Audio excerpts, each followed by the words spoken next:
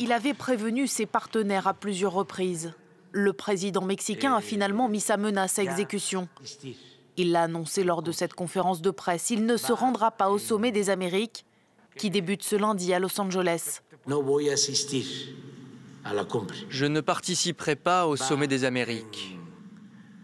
Marcelo Ebrard, le ministre des Affaires étrangères, me représentera moi et de façon générale le gouvernement.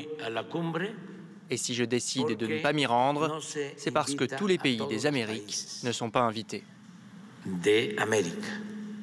En effet, après l'édition de 2018 au Pérou, les États-Unis qui organisent l'événement cette année ont exclu 3 pays. Le Venezuela, le Nicaragua et Cuba.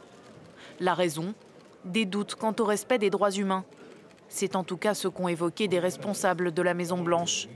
Mais le président cubain dénonce cette décision. Il n'existe pas une seule raison qui justifie l'exclusion antidémocratique et arbitraire d'un quelconque pays du continent américain à ce rendez-vous.